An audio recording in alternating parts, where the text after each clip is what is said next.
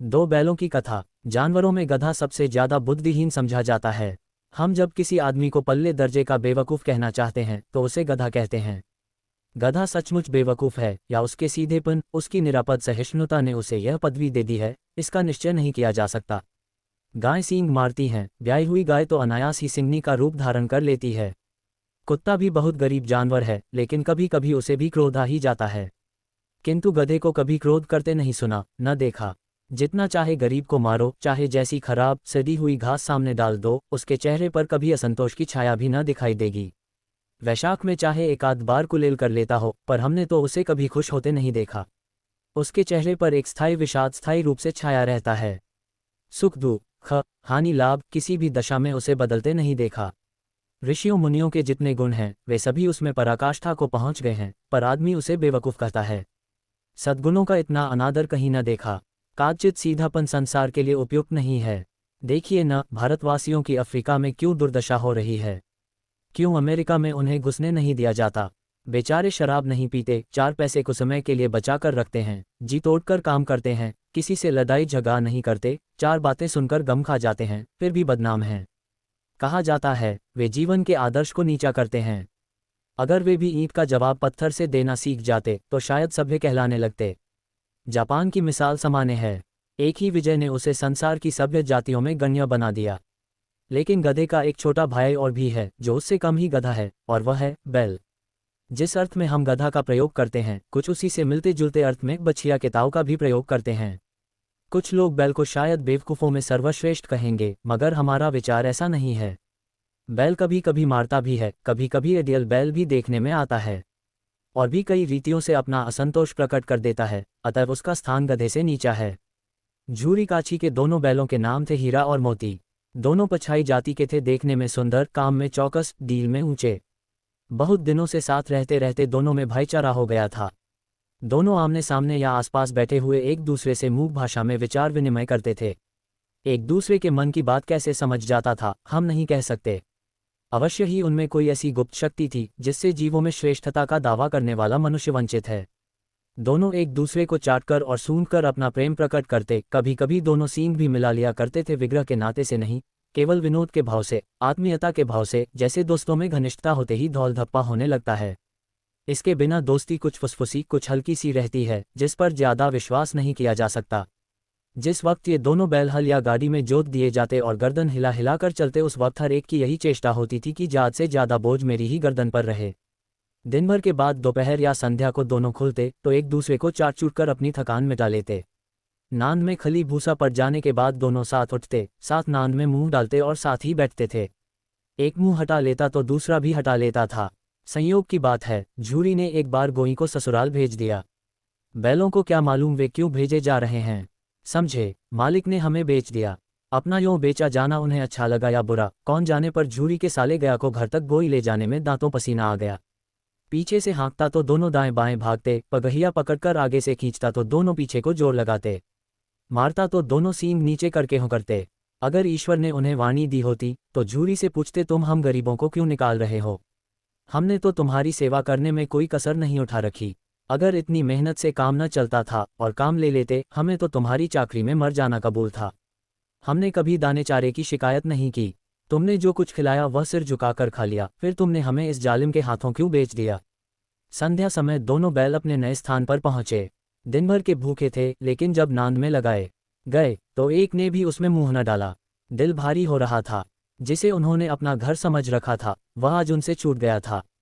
यह नया घर, नया गांव, नए आदमी उन्हें बेगानों से लगते थे। दोनों ने अपनी मूक भाषा में सलाह की, एक दूसरे को कनखियों से देखा और लेट गए। जब गांव में सोता पड़ गया तो दोनों ने जोर मारकर पगहे तुड़ा डाले और घर की तरफ चले। पगहे बहुत मजबूत थे, अनुमान न हो सकता था कि कोई बैल उन्हें तोड़ सकेगा, पर इन दोनों में इस समय दूनी शक्ति आ गई थी।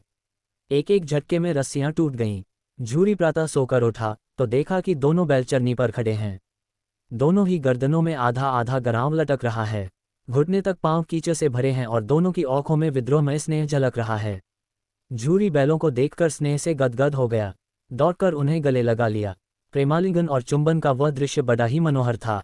घर और गांव के लड़के जमा हो गए और तालियां बजा बजाकर उनका स्वागत करने लगे। गांव के इतिहास में ये घटना अभूतपूर्व न होने पर भी महत्वपूर्ण थी।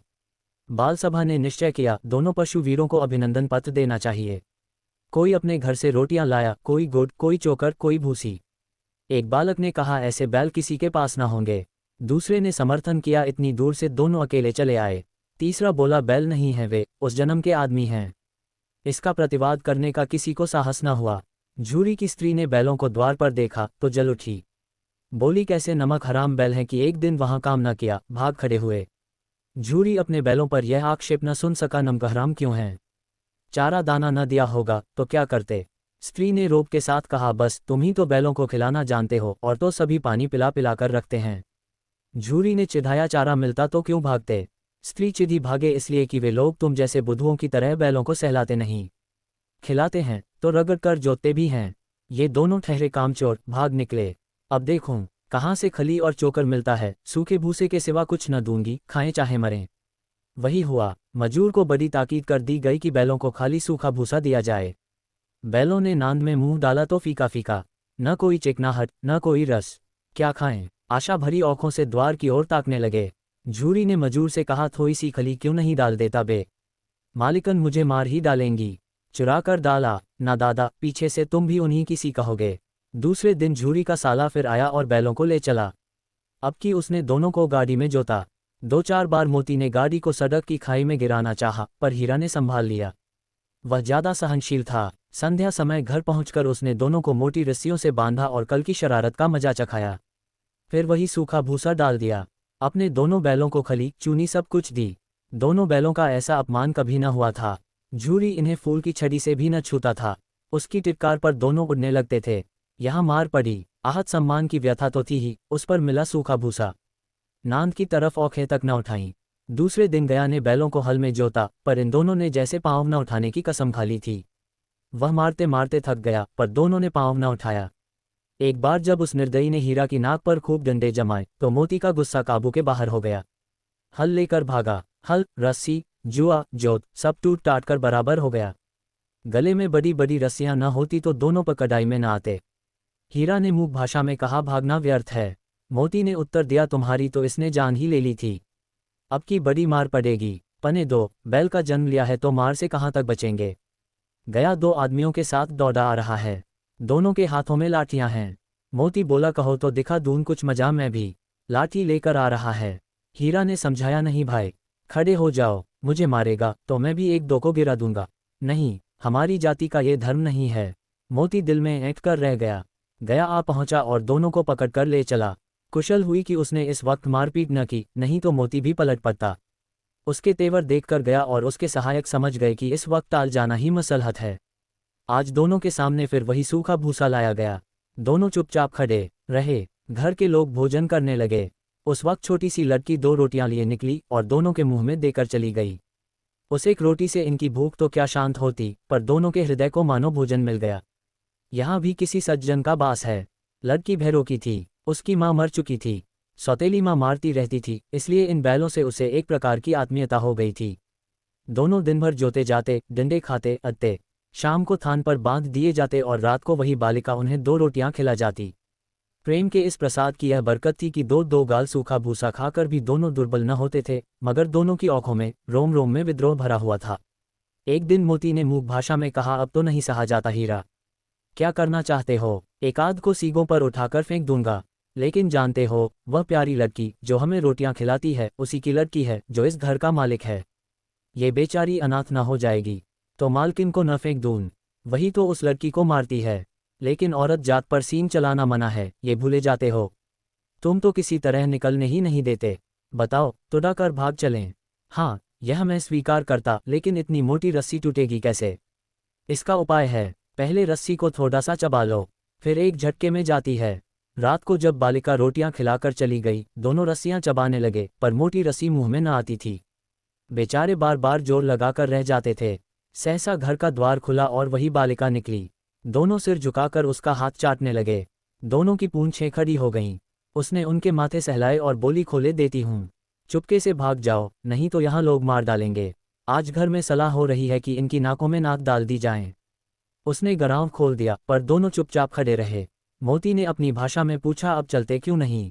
हीरा ने कहा चलें तो, लेकिन कल इस अनाथ पर आफत आएगी, सब इसी पर संदेह करेंगे। सहसा बालिका चिल्लाई, दोनों फूफा वाले बैल भागे जा रहे हैं। ओ दादा, दोनों बैल भागे जा रहे हैं, जल्दी दौड़ो। गया हड़बड़ाकर भीतर से निकला और बैलों को पकड़ने चला। वे दोनों भागे, गया ने पीछा किया और भी तेज हुए। गया ने शोर मचाया, फिर गांव के कुछ आदमियों को भी साथ लेने के लिए लौटा। दोनों मित्रों को भागने का मौका मिल गया, सीधे दौड़ते चले गए, यहाँ तक कि मार्ग का ज्ञान न रहा। जिस परिचित मार्ग से आए थे उसका यहाँ पता न था।